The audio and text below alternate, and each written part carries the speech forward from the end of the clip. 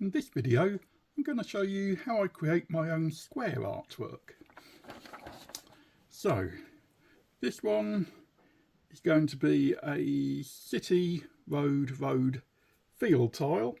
In case you're wondering what the question mark was, I wasn't sure whether I was originally going to just do a mirror image of this, but that felt like cheating.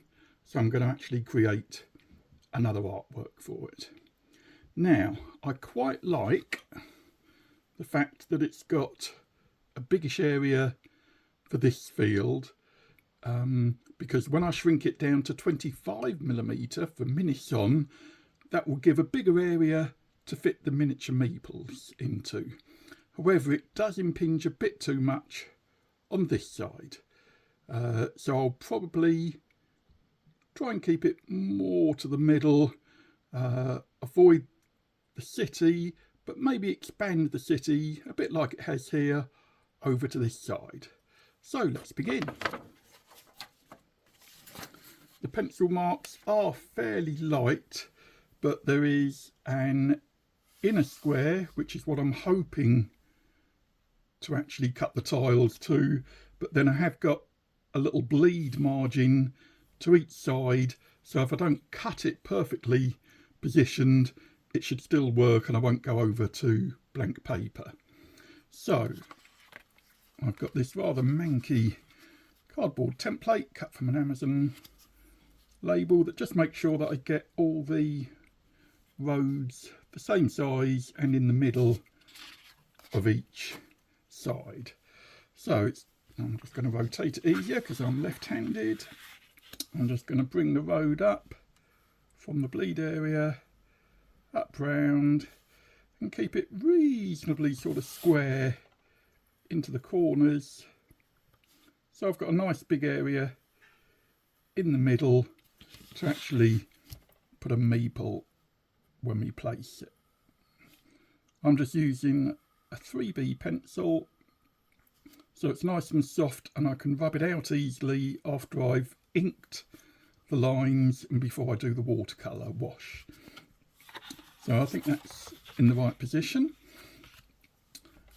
I'm doing this on 300 grams per metre watercolour paper, so it's pretty thick and it shouldn't warp when I do the washes. So now to the city. Again, I'm turning it around for the ease of being left-handed. I'm bringing in the corners at 45 degrees, at least to begin with, so they always mate nicely. But now I want to make it more, I'll get it the right way up for you. So I want the city more to this side and slightly lopsided. So once I'm in, I'm just going to bring this side of it in a bit.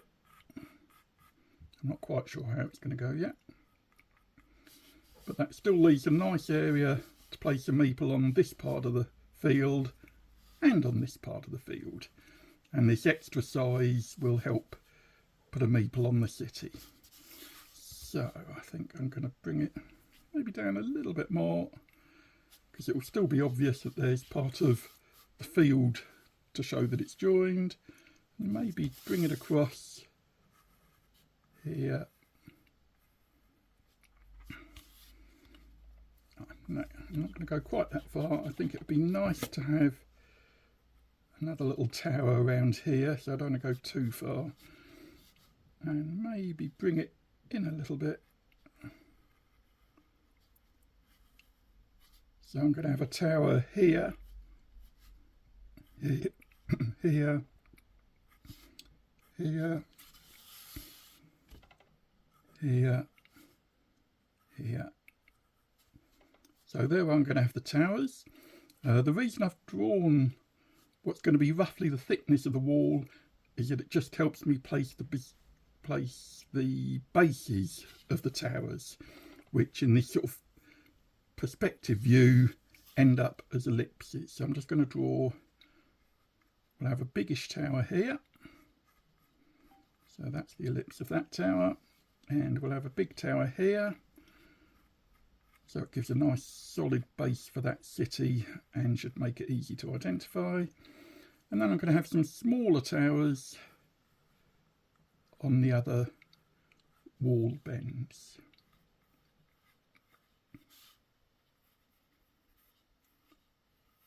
So that's roughly the layout of that city. So I'm now going to have some verticals. I'm going to extend them too high to begin with, because I can always ignore the overheight and rub it out later.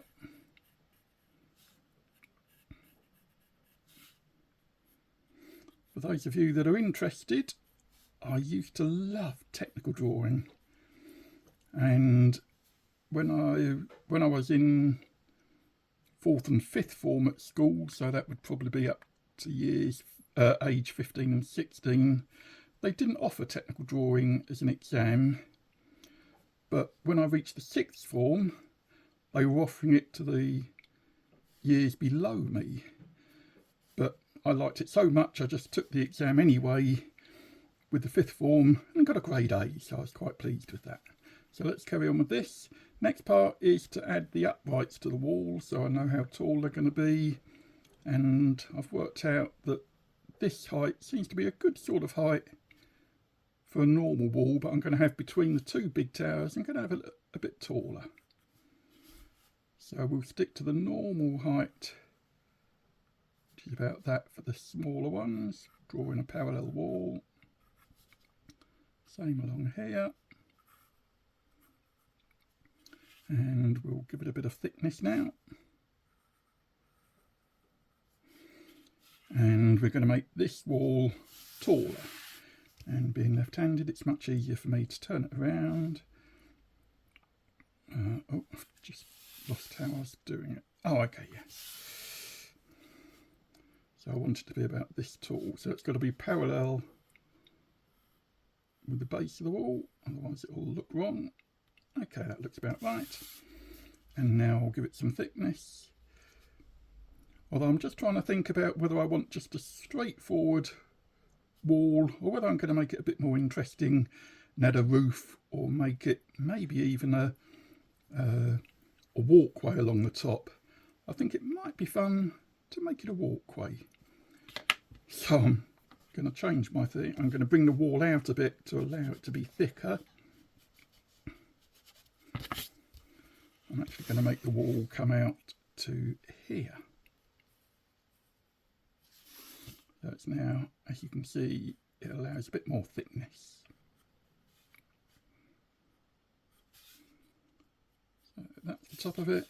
So adding a bit of perspective, the wall's going to, even though it's not actually going through the tower, perspective wise it probably needs to go out to about there. Now add another piece going across the top, and now I'm going to give thickness to the walls, and that allows me a sort of double wall and a walkway in between.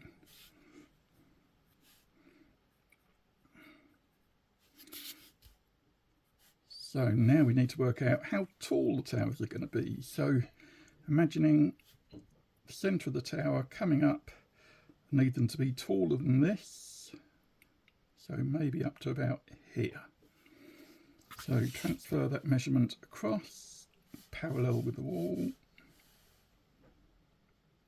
That's going to be the height where I want the roof to start.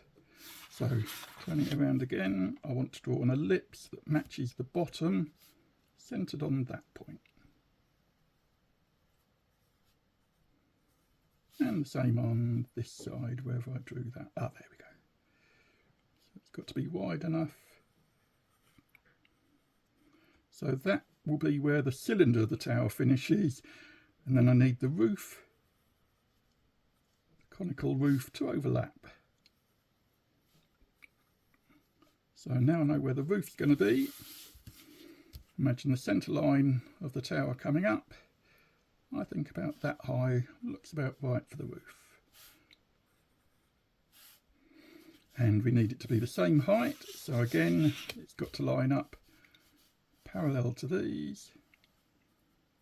I could use a ruler, but I prefer the more handmade look of just doing it by eye and giving it a bit of a rustic appeal.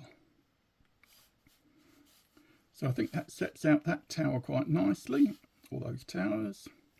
So I'm just going to add the roofs to the others. So very similar process, thinking about that height, transferring that to here. Okay, that looks similar.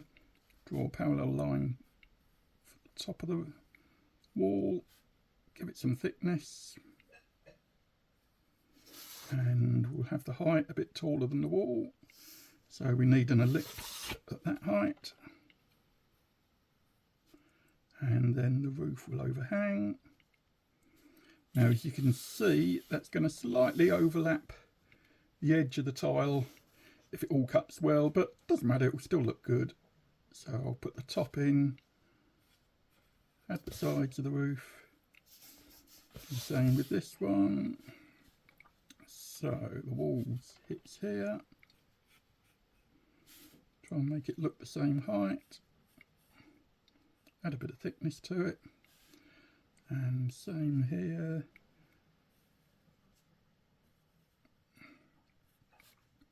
Have it the same height, so about that much higher. So centre is about here.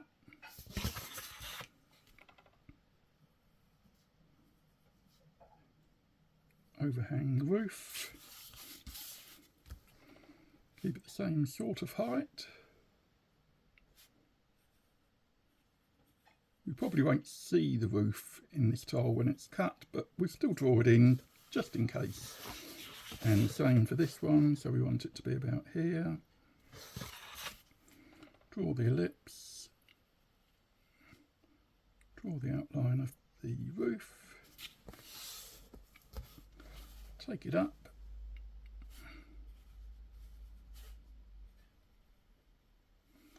And I think we're ready now to start doing some inking. So, whereas I was using a 3B pencil, I quite like the Staedtler ones, they're quite nice and smooth. That's a Staedtler traditional, and they also smell nice because they're cedar wood when you sharpen them. I found these are quite nice markers. I get them from Amazon, they're just under £8 for 12, ultrafine permanent markers, so they don't dissolve or run when I do the watercolour washes. So because they're the top pieces and nothing goes over them, I'm going to draw the towers first, and it's much easier being left-handed to rotate them round so they're in my natural arc for drawing.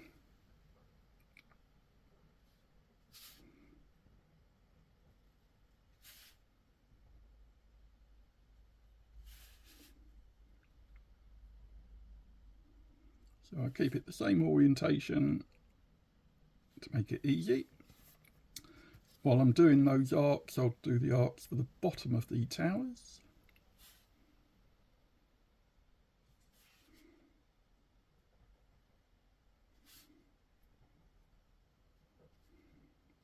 And now I'm going to add the verticals.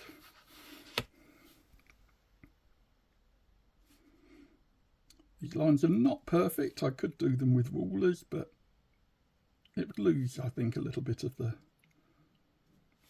feel for them.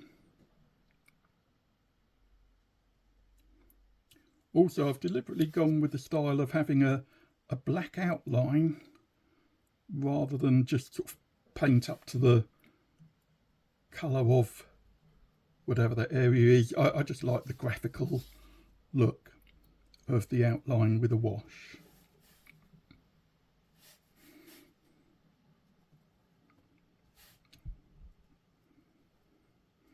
Unfortunately, I don't always get them perfectly straight. Sometimes they have a little concave bit, but I think that just adds to the realism of bowed wood.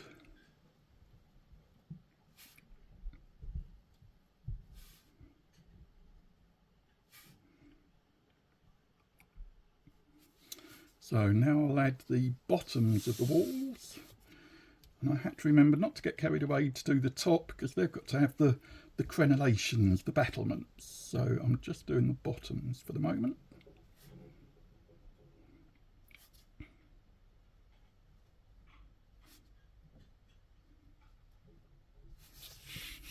Mr. Vertical there. Let's have that vertical in.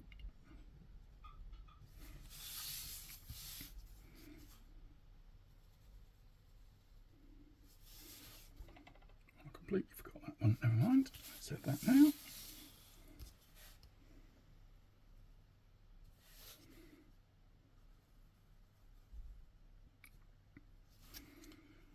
Right, there's a few little bits I can add now. So I can add tops of the walls. Now I need to do some framework for them. So I've noticed that I need an even number of marks to be made, so that always leaves me with a tall wall at the tower and then it drops down. So if I wanted just 2 verticals and 1 gap, I'd have 2 marks, but I actually want to have more than that. So if I have 6 marks, then I'll have 5 drops, which I think will work out about right for this space.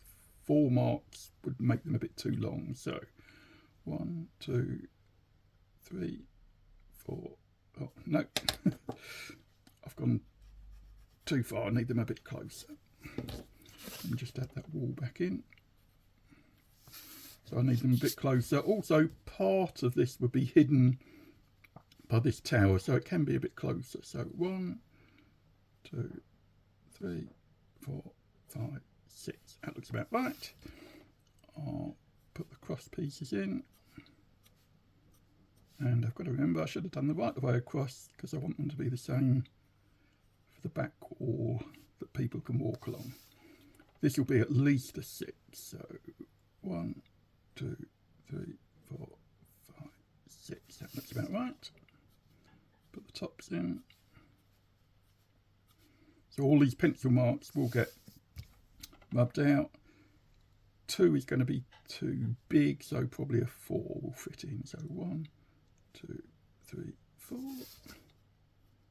Cross pieces in. A lot of it's hidden behind this tower, so I'm just going to do it for convenience and just put a nice spacing in.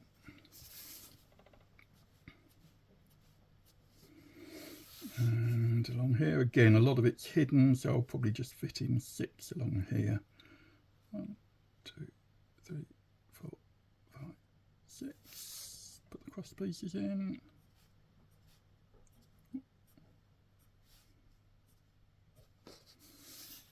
Oh, didn't add the thickness along here. Let's add that. Oh, let me just add that tower in. I forgot the roof of that tower.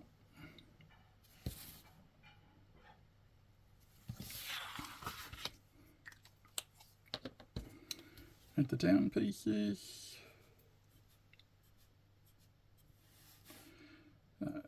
Just a nice even spacing along here for the crenellations. What a lovely word.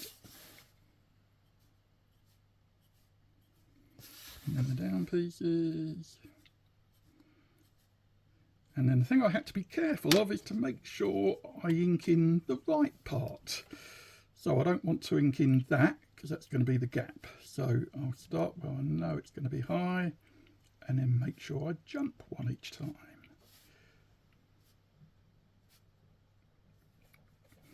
Same on here, so there's going to be a high one here.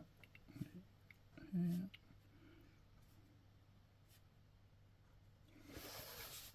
Bit more detail on this side. So we've got highs starting at the tower.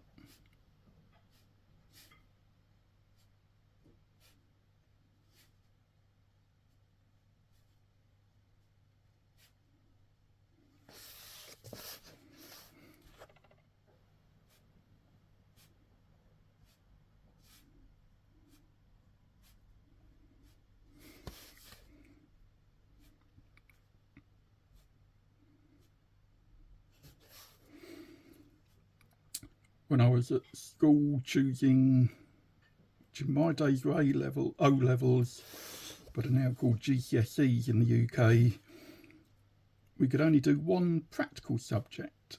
So I had to drop art, even though I loved it and was high in my class. I dropped art and went for applied science and technology, which included metalwork. and I loved doing that, but it also taught me about blast furnaces, metal technology. I just love the science of it. I'm a very science oriented person, but with artistic background as well. So I had to drop art. Again, I took it just for fun. When the other people took their exams, I got a B. I was a little bit disappointed. I was hoping to get an A, but I got a B, which I thought wasn't too bad, considering I didn't do any of the O-level lessons. Unfortunately, I was going to study physics at university when I left school, but I really messed up my A-levels. I didn't have the self-discipline to do homework, and I didn't get the grades I needed. I could probably have got a course going through the clearinghouse where you can often get a place at a university, but not of your original choice. But I knew I wasn't in the right place, so I ended up staying at the plastics factory that I'd been doing summer holiday work, and they took me on to do the mould design because I loved the technical drawing, and I'd got an exam in that. They took me on and I drew the moulds for the tool makers to make. So that's my sort of technical drawing history. I did much later study at university, but with the Open University, so I did it while working full-time.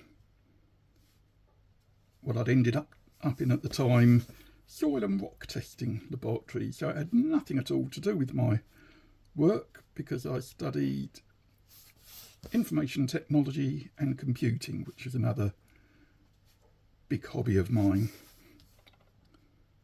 and I loved that course, and I got a first in that. But then sometime later I found out the government was going to be stopping their subsidy of many university courses, and the Open University wrote me a letter saying that the government were doing this, but if you started a named degree and continued to study at least one module every year, which typically meant taking 6 years to complete, then you would be able to get that degree at what they called transition funding. So it would be as the fees currently were, but there'd be a slight rise for inflation. And so I started a module called The Technology of Music, which I absolutely loved. It was probably one of my favourite modules. And it combined, as the name suggests, the technology of music. So how notes are formed, looking at the waveforms, looking at the physics of how strings vibrated, air columns vibrated. But it also looked at sort of the artistic side as well. It looked at chords and how they were formed. And I loved that course. And after I'd done that one module that I particularly wanted, I then carried on to do a degree in arts and humanities.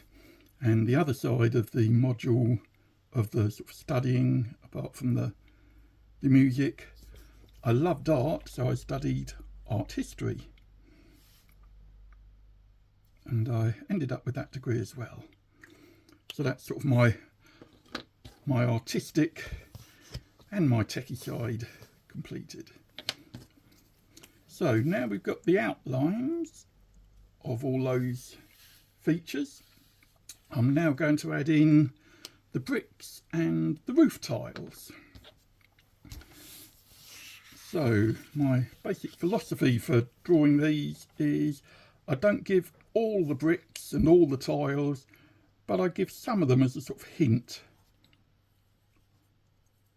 of what those tiles would be. Basically, because I can't be bothered to draw every single tile and every brick.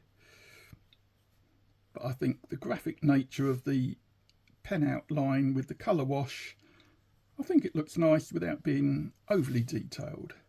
So at the moment I'm just adding a series of smaller ellipses to show the outlines of where I'm going to be inking in the tiles.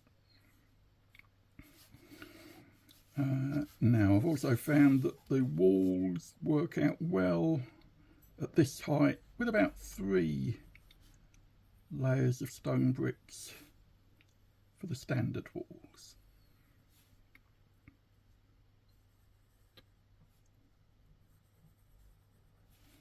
So just carry these on around the towers. That's a little bit distracting, I'm just going to get rid of those bits.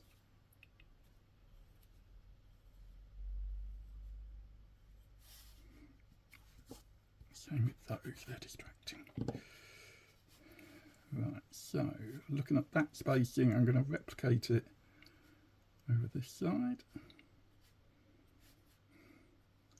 and put in some, roughly, it's hand drawn without rulers, parallel lines. So replicating that spacing, the tower. Not doing these so well.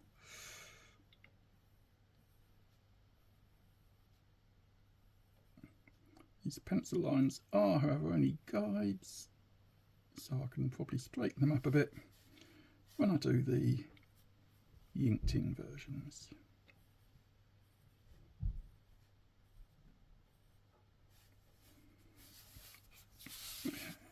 So 3 in there.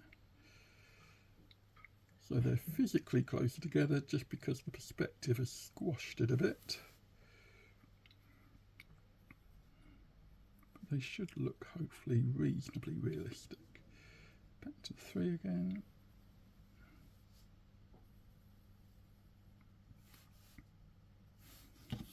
So that's given me the height of each layer, and now I'm going to add some in between block lines.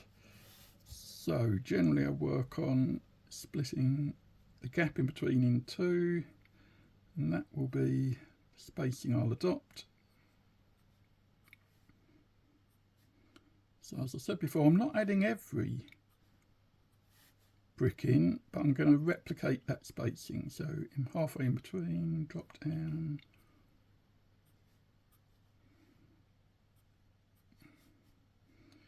And it's a bit of a just suck it and see and doing it by eye. And I tend to do more on the right than on the left, because I generally work on the light coming from the left rather, and shadows on the right. So I'd expect it to be darker on the right hand side of a turret. So I tend to add more of the detail because it makes it darker, adding those black lines in. But it's very much just doing what feels right. There's no particular formula here. So halfway in between.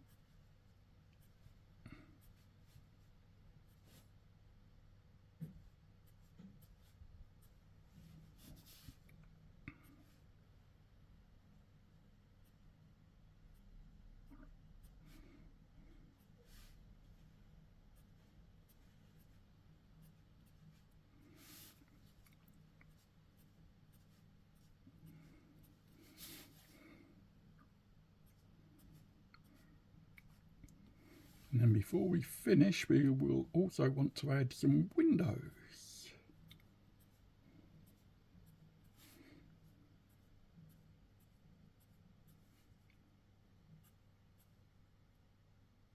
Oh, that's in the wrong place, never mind.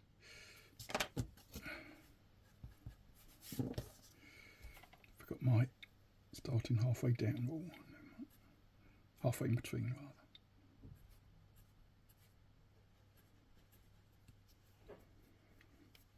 So before I forget, I'm going to put in some windows. I think we have a window there and maybe a doorway for the walkway. That'll work nicely. So another little window just under the roof line.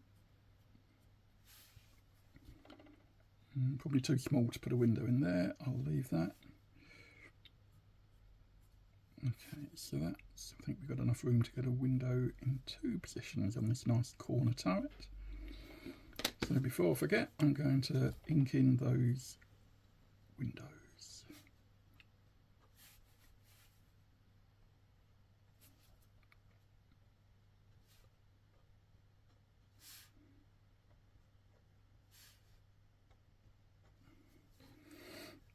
So let's start adding in some of these lines. I find it easier to put the horizontal lines in first and then just do the joints between them. So I'm pressing a little bit lighter, not adding all of them in. Again, I'm just giving a sort of suggestion of it being bricked, or blocked rather.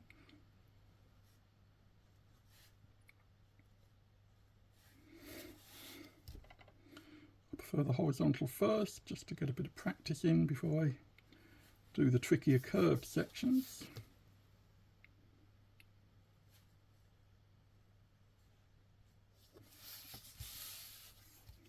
So having said that, these narrow horizontal ones are a bit trickier.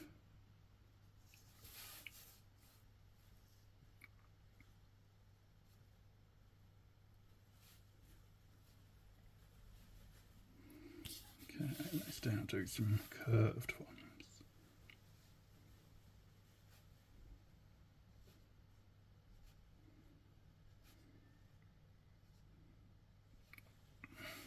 I'll add little hints coming from the right of some of them, maybe all of them, don't know.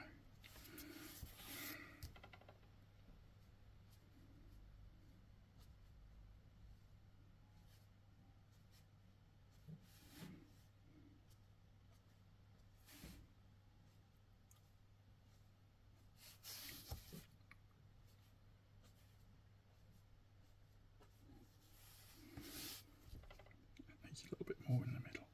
That's better.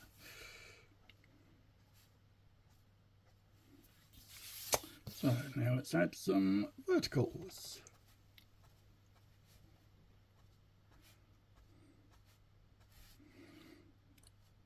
When drawing these, I've deliberately started with the tiles that had more city walls because they are the most time consuming.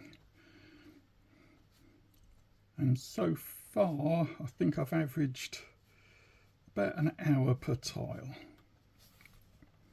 And considering I've got 18 tiles to do, that's 18 hours of drawing tiles. But it will be worth it because I'm really looking forward to being able to use these on my mini-son or travel-son. Haven't quite decided on the title yet.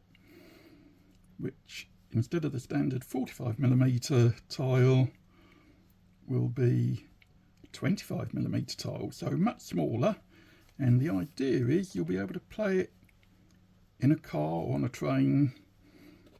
And the 25mm tiles means it's going to take up maybe about, what's that going to be, 60% roughly the linear size of a normal game of Carcassonne,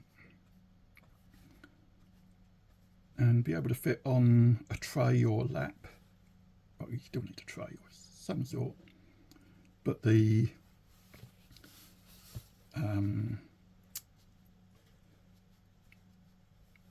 what I was going to say with that. Yes, being much smaller, you should be able to fit it on a non-slip tray, so you can play it wherever you want. Right, I'm now going to add the horizontals for the tower roofs.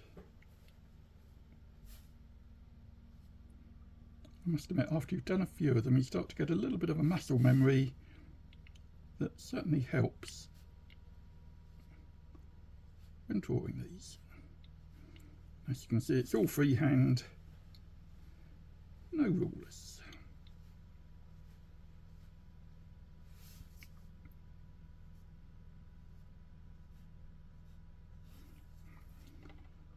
A little bit in the corners, just to suggest those tile lines coming round.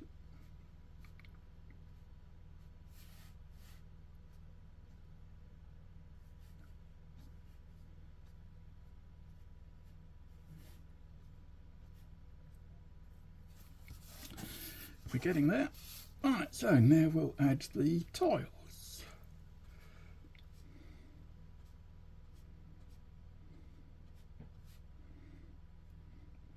And it's just by eye, it's what feels and looks right to me.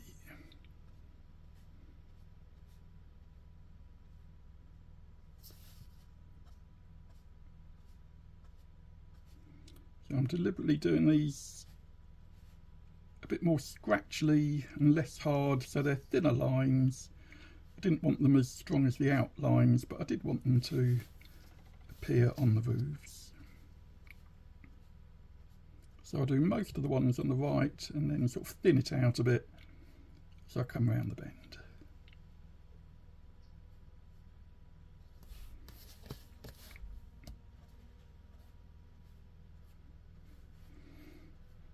For those of you that are interested, I'm recording this on a Samsung Galaxy S23 Ultraphone, which I quite like. I got it second hand.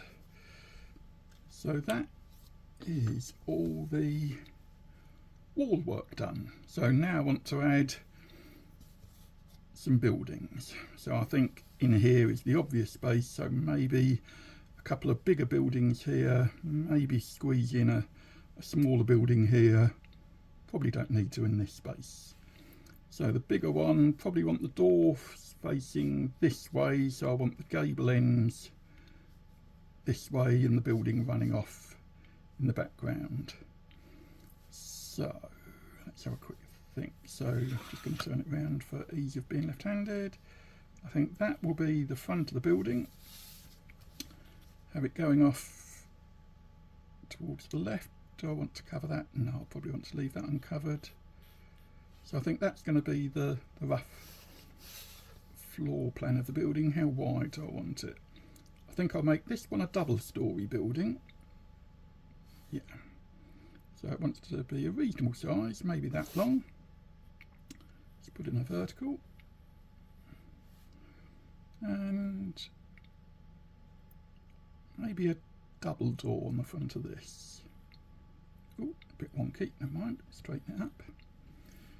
So if I do a single story about this high, so a double story will make about that high. So parallel with this. And then the roof's going to overhang a little bit. Centre of those is here. Take the roof up to here. Bring the roof line down. It's going to go slightly off the tile, but again, that doesn't matter. I'm not worried about that. Parallel, parallel. And there we have the rough outline of the first building, and then maybe another building behind it, maybe angled in a little bit. So I'm just going to bring the front of the next building round a little bit, so it's not parallel with this. We'll make this a smaller single-storey building. So instead of parallel with that, it needs to go back a bit further. I think that probably looks about right. And only a single story height.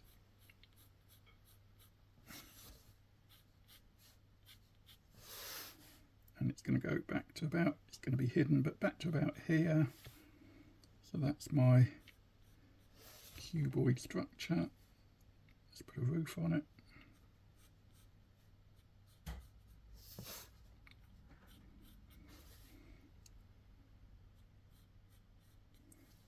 And I think this space will look nice to have a wall facing inwards, a door facing inwards. So let's fit one in there nicely. So that's going to be the front. And I think I'll make an, oh, shall I go for a single height or no, tall? Ooh, maybe a single height. And I've just noticed that's the edge of the tile, so I'm probably going to not see it too much from there, so let's make it a little bit lower. We'll angle it round a little bit more maybe.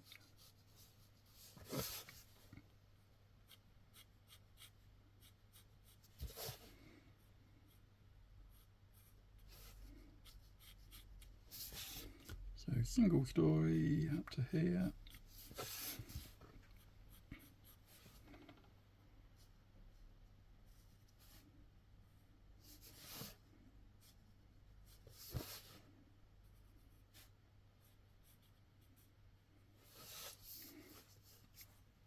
Yeah, I think that's too small to fit anything in, so let's ink in the outlines. We'll do the one in front first, because it's partially covering the one behind.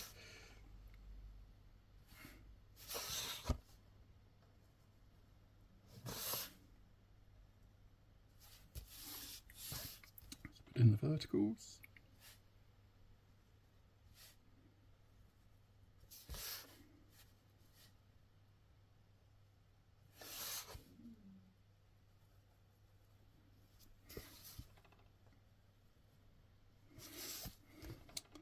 Now the building behind.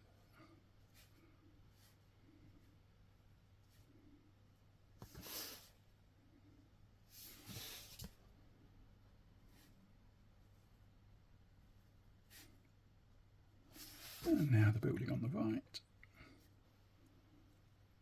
I've decided this building's going to have a little cross beam on it. I do vary them a little bit to add some interest, just so they're not all the same.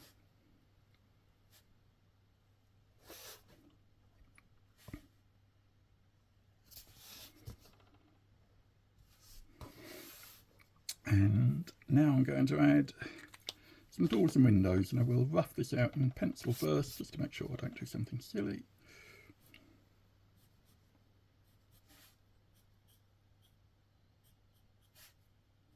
It's going to have some double doors, have a window each side, some windows at the top. And let's split the side of it.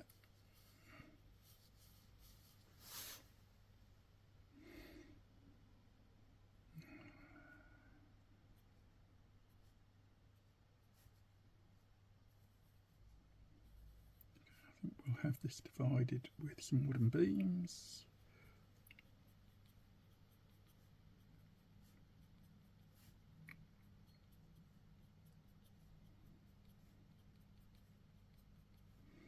Okay, I think that works. Let's have a little window up in the top. I think that one can have one as well. A little door here. And some windows in there.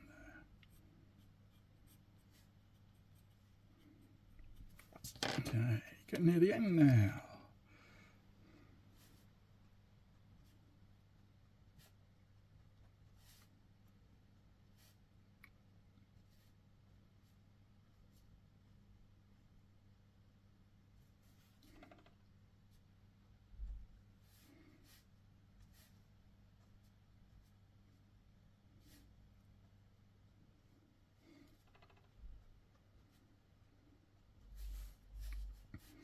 I must admit, creating these tile artworks makes me realise how much effort went into the Carcassonne tile artwork that we're all very familiar with.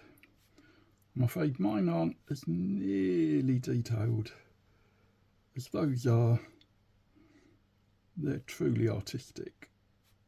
Mine are much more graphic and for a particular purpose. But I still enjoy doing them, and I think they look nice, especially when they're reduced in size. Yeah, I think that just about finishes those. So all we're left with now is to pencil in the road. Last chance to do any changes if I want to. Maybe, thinking about it, maybe that's a little bit too tight. Maybe I could just bring it in a little bit, I think.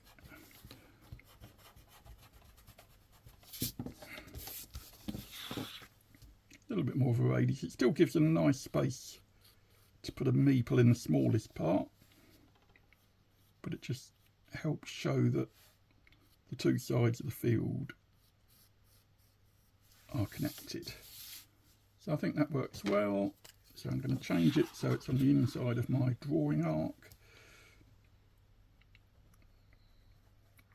Here we go, coming round the bend.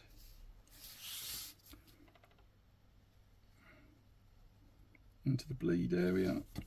Same again for the inner curve.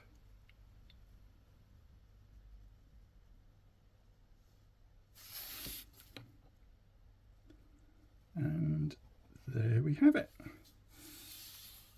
That is everything all inked in, ready for the watercolour wash, which I will show perhaps in a different video. Thank you for watching.